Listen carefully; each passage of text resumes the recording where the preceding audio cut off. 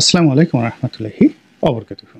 সম্মানিত দর্শক, সাবেক প্রধানমন্ত্রী শেখ হাসিনা এবং বর্তমান তত্ত্বাবধায়ক সরকার নয় অন্তর্বর্তীকালীন সরকারের প্রধান উপদেষ্টা ডক্টর মোহাম্মদ ইউনূস, এই দুজনের যদি একটা তুলনামূলক নির্মোহ আলোচনা করা হয়, এদের মধ্যে কি মিল রয়েছে কি অমিল রয়েছে, সেই বিষয়টি কেমন হয়।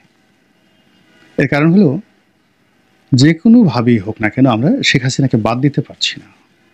তাকে বিচার করব, তাকে ধরে আনব, তারপর তার দলকে নিষিদ্ধ করব, তার দলের নাম বাংলাদেশে কেউ উচ্চারণ করতে পারবে না। এই কথাগুলো বাস্তবায়ন করার জন্য আগে তো এই দলটি সম্পর্কে এবং শেখ হাসিনা সম্পর্কে আপনার জানতে হবে। সেই জানার জায়গাগুলো কি, আর যিনি এই কাজটি করবেন তিনি বর্তমান যিনি প্রধান উপদেষ্টা, তাকেই কাজটি করতে হবে। তো সেক্ষেত্রে ডক্টর মোহাম্মদ ইউনূসকেও জানতে হবে আমাদেরকে যে আসলে উনি পারবেন কিনা। এখন আপনি দুজনকে দুটো যাকে বলা হয় মানুষের মধ্যে একটা লড়াই হচ্ছে, তো সেই লড়াইয়ের পূর্বে আপনি আশা করছেন যে অমুকে জিতবে, স্বপ্ন দেখছেন, কিন্তু সেই স্বপ্ন দেখার চেয়ে যদি আপনি যারা লড়াই করছেন তাদের বৈশিষ্ট্যগুলো আপনি তুলনা করেন, তাহলে আপনি বুঝতে পারবেন যে আগামী লড়াইতে কারা জিতবে।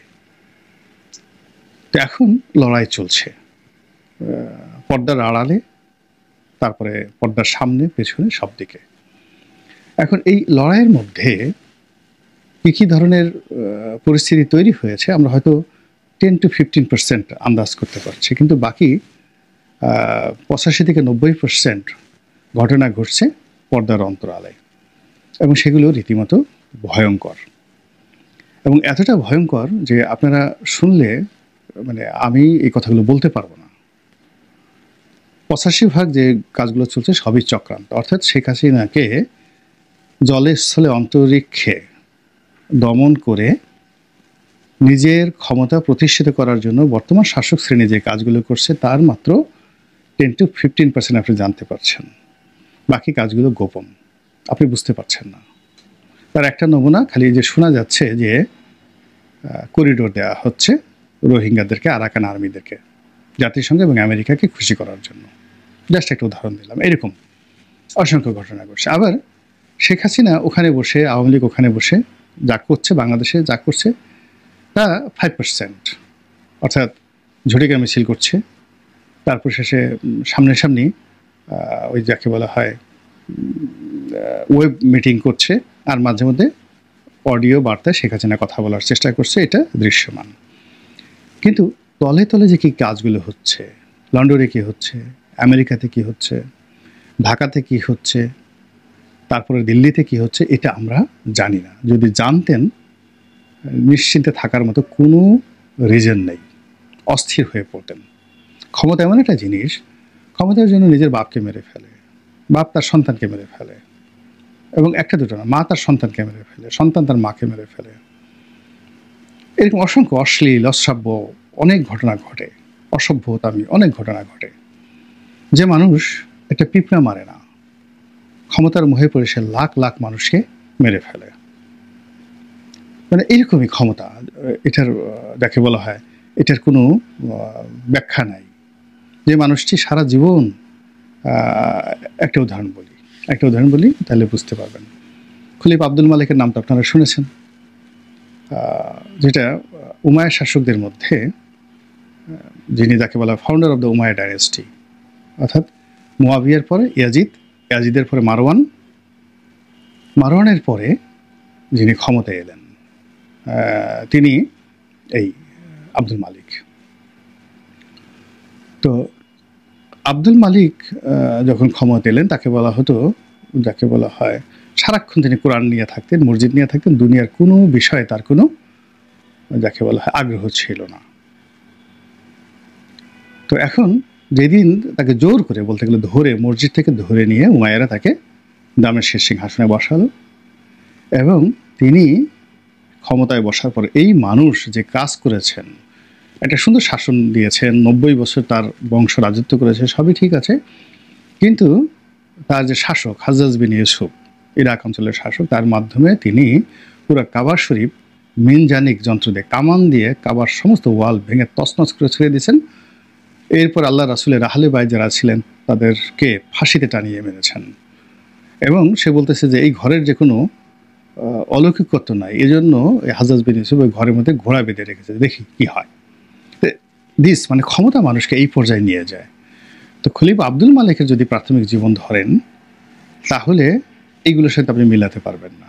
আবার এখন ডক্টর মোহাম্মদ ইউনূস তাকে যদি এখন এখানে দেখেন যে তার অতীত কর্মকাণ্ড দেখেন, কিন্তু ক্ষমতার চেয়ারে বসার পরে আপনাকে মনে করতে হবে যে এই চেয়ার রক্ষা করার জন্য পৃথিবীর যত নিষ্ঠুর শাসকরা যা কিছু করেছে উনি সেগুলোর সুযোগ পেলে একটাও বাদ দেবেন না। এটা হলো নর্মাল ব্যাপার।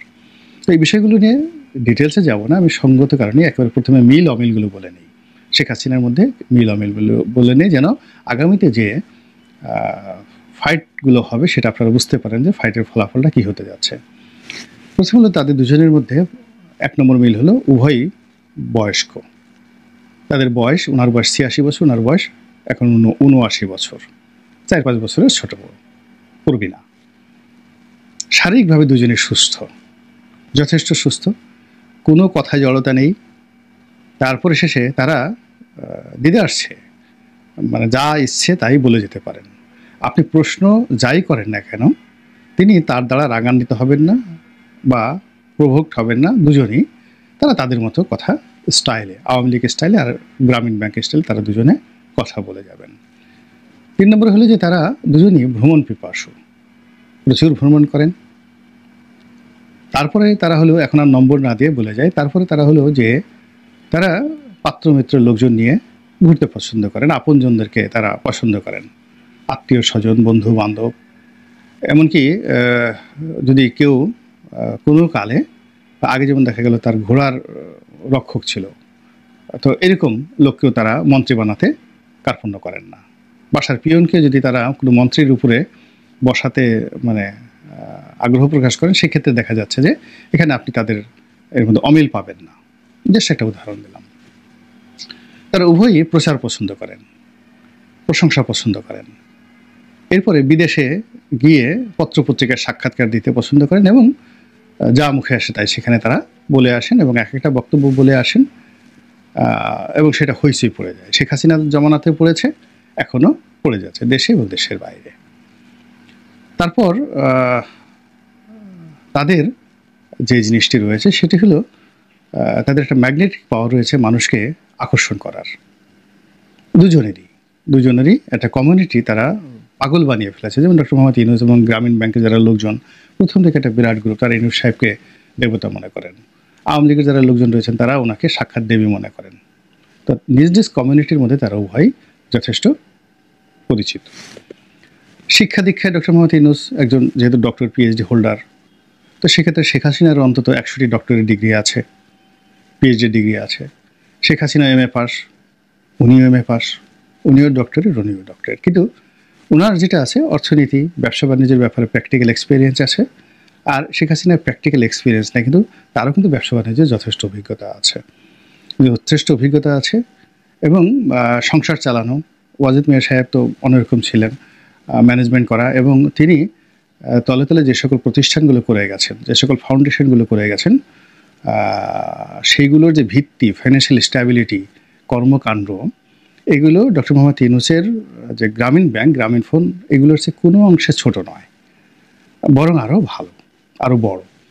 এবং তিনি যে ট্রাস্টগুলো করে গেছেন, শেখ হাসিনা যে ট্রাস্টগুলো করে গেছেন, সেই ট্রাস্টগুলো ডক্টর ইউনূসের যে ট্রাস্টগুলো, সেখানে যে বিতর্কগুলো হতে পারে তিনি সেই বিতর্কের ঊর্ধ্বে আরও কৌশলে সেই ট্রাস্টগুলো তিনি করে গেছেন। ফলে 32 নম্বর ভাঙা হয়েছে, সুধা সদন ভাঙা হয়েছে, কিন্তু আনাচে কানাচে অন্ততপক্ষে 4 থেকে 5 লাখ লোক এখন পর্যন্ত শেখ হাসিনার ট্রাস্টের মাধ্যমে বেনিফিটেড, সব জায়গাতে চলে গেছে। এরপর শেখ হাসিনা যে গুচ্ছ গ্রামগুলো করেছেন, মানে রাজনীতির বাইরে তিনি একটা কমিউনিটি তৈরি গেছেন গরিব মানুষের জন্য। সেই গুচ্ছ গ্রামে যারা বসবাস করে তিনি লক্ষ লক্ষ ঘর দিয়েছেন, মানে গুচ্ছগ্রাম একটা জায়গাতে গুচ্ছগ্রাম করেছেন, ওখানে একটা কমিউনিটি আছে। এখানে মরে গেলেও শেখ হাসিনার কথা সবাই বলবে, এরা খালেদা জিয়ার কথা বলবে না, কেউ বলবে না, সব আওয়ামী লীগ করে। এখন বাংলাদেশে প্রান্তিক লেভেলে যে দেখেন কত হাজার গুচ্ছগ্রাম আছে, আর কত হাজার গুচ্ছগ্রামে কত লাখ লোক বসবাস করে। এর বাইরে তিনি ঘর দিয়েছেন, বিভিন্ন মানুষকে আলাদা আলাদা ঘর দিয়েছেন। এটা লাখ লাখ লোককে ঘর দিয়েছেন। এখন যে পরিবার একটা ঘর পেয়েছে তাকে আপনি মারলেও সে শেখ হাসিনার বাইরে যাবে না। এরপরে প্রধানমন্ত্রীর ত্রাণ তহবিলকে তিনি ব্যবহার করেছেন অসাধারণভাবে। তিনি এই ত্রাণ তহবিলকে ব্যবহার করে 2 হাতে টাকা নিয়েছেন ব্যবসায়ীদের কাছ থেকে, এবং ত্রাণ তহবিলের ট্রানজাকশন দেখলে আপনার মাথা খারাপ হয়ে যাবে। আবার 2 হাতে সেই মানে ব্যয় করেছেন। মন্ত্রীরা এমপিরা যে যেভাবে যাকে রিকমেন্ড করেছে। এখন গ্রামের একটা লোক ধরেন আমার কাছে আসছে, আমি সাবেক এমপি, তা বলে স্যার আপনি লিখে দিলেই হয়ে যাবে। তা আমি বললাম যে দেন, আসছে যখন বলছি লিখে দিই, আমি বিএনপিতে তখন লিখে দিলাম, সুপারিশ করা গেল গোলাম মোল্লা রনি। হাসতে হাসতে এসে বললো যে স্যার আমি তো 1 লাখ টাকা পেয়ে গেছি প্রধানমন্ত্রীর ত্রাণ তহবিল থেকে। তো এইরকম যারা ওখানে সুযোগ সুবিধা পেয়েছেন তারা আলাদা হয়ে গেছেন, আর ওই লোকগুলো এখন যদি এসে সেই ত্রাণ তহবিলে কিছুই না পায় তারা সঙ্গত কারণেই এখানে যাকে বলা হয় কেমন একটা নেতিবাচক ধারণা পোষণ করবে। এনিওয়ে এরকম অসংখ্য মিল রয়েছে তাদের মধ্যে। আর অমিলের যে জায়গাটি সেটা হলো এখনো পর্যন্ত শেখ হাসিনা শ্রুড, প্রতিহিংসা পরায়ণ, তিনি ক্ষমা করেন না, এটা নিশ্চিত। কারো পিছনে লাগলে মানে ওই যে দেখেন না যে পিঁপড়া বা আমরা উল্লা বলি যেগুলো, ওগুলো যদি কামড় দেয় আপনি যদি পিছন থেকে টান দেন ওর মাথাটা ছিঁড়ে যাবে কিন্তু ও কামড় ছাড়বে না। তো ওই শেখ হাসিনা এরকম প্রতিশোধ পরায়ণ যে সে যদি একবার কাউকে টার্গেট করে সে মরে না যাওয়া পর্যন্ত ওই টার্গেট থেকে সে ছাড়ে না। এজন্য মানে চমৎকার একটা কথা বলছিলেন সুরেন্দ্র সেনগুপ্ত যে বাঘে ধরলে বাঘে ছাড়ে, কিন্তু শেখ হাসিনা ধরলে ছাড়ে না। আমি নিজে ডক্টর মোহাম্মদ ইউনূসের সঙ্গে তার সম্পর্ক স্বাভাবিক করার জন্য চেষ্টা করেছি। এটা ইউনূস সাহেবও জানেন, শেখ হাসিনাও জানেন, এবং এত ঝুঁকি নিয়ে আওয়ামী লীগের কোনো লোক করেনি। এর মধ্যে আওয়ামী লীগের অনেক সিনিয়র নেতা, অনেক আপনজন, তারাও কিন্তু ডক্টর মোহাম্মদ ইউনূসের সাথে সম্পর্ক স্বাভাবিক করার জন্য চেষ্টা করেছে, কিন্তু উনি না করেন নাই। এবং এখন পর্যন্ত তার মধ্যে কোনো রকম আফসোস নেই। তার কাছে মনে হয়েছে তিনি যেটা করেছেন ঠিকই করেছেন, দরকার হলে তিনি এইভাবে মরে যাবেন, কবরে যাবেন, কিন্তু ইউনূসের সঙ্গে এক টেবিলে তিনি বসবেন না। এই হলো তার জিদ। এখানে ডক্টর মোহাম্মদ ইউনূসের পার্থক্য, তিনি পছন্দ না করলেও মনের দুঃখ মনে রেখে অনেকের সাথে বসতে পারেন।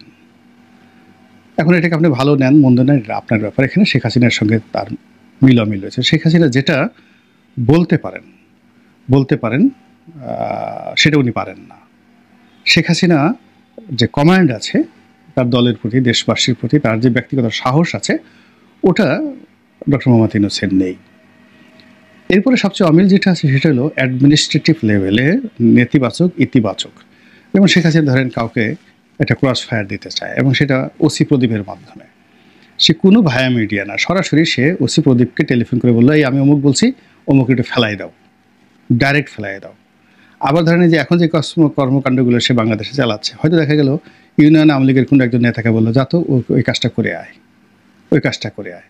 তো এখানে অনেক ঘটনা তিনি ঘটাতে পেরেছেন অতীতে, এবং এই যে বিশ্ববিদ্যালয় পুরো এরশাদ জামানাতে ছাত্রলীগকে নিয়ন্ত্রণ করার জন্য তিনি নিজে গুলি কিনেছেন, গুলি কিনে ওদের হাতে গুলি ধরাই দিয়েছেন, যা আজকে গুলাগুলি কর ছাত্র দলের পোলাপানের সঙ্গে। এটা বাস্তবতা। এই যে ক্রেজিনেসটা তার মধ্যে আছে, এই জন্য তার দলের যারা লোকজন আছে জমের মতো ভয় পায় তাকে, জমের মতো ভয় পায়। এবং তার জীবনে এটা আমাদের জন্য গজব না আশীর্বাদ এটা আল্লাহ জানেন, বা তার জন্য গজব বা আশীর্বাদ এটা একমত আল্লাহ জানেন। সেটা হলো তিনি যা চেয়েছেন, করতে চেয়েছেন তার শৈশব থেকে শেষ পর্যন্ত তিনি সেটা পেরেছেন। ডক্টর ওয়াজেদের সঙ্গে আমার খুব ভালো সম্পর্ক ছিল। আমি যখন আজকের কাগজে চাকরি করতাম উনি আজকের কাগজে লিখতেন 1990 সালে। তো এটা এসে উনি আমাদের সাথে ঘন্টার পর ঘন্টা আড্ডা মারতেন আজকের কাগজের। তো আমার টেবিলের সামনে বেশিরভাগ সময় বসতেন। তা আমি বসতাম, আমার পাশে ফরিদ কবির বসতো, এখন প্রথম আলোতে আছেন, প্রথম আলোতে সাজ্জাদ আছেন, সাজ্জাদ শরীফ, ও আমাদের সাথে চাকরি করতো। কিন্তু ওর বড় ভাই ফরিদ কবির খুব নাম করা কবি, এখন আজকের কাগজে সাংবাদিক ছিল। তারপরে ওখানে আবু হাসান শাহরিয়ার কবি বসতো, আর একটা ভদ্রলোক বসতেন ডাক্তার মাসুদুজ্জামান। তো ফরিদ কবির, মাসুদুজ্জামান, আমাদের 3টা টেবিল পাশাপাশি ছিল। আমি মফস্বল ডেস্কের এডিটর ছিলাম, আর ওই আরেকটা স্পেশাল পৃষ্ঠা বের করে ডাক্তার মাসুদুজ্জামান, আর ফরিদ কবির হলো সম্পাদকীয় পোস্টটা। তো সম্পাদকীয় পোস্টে প্রথম আমরা চেষ্টা করলাম যে ওই গতানুগতিক বাইরের লেখকদেরকে এনে সম্পাদকীয়, যে এখন আমরা যেভাবে লিখছি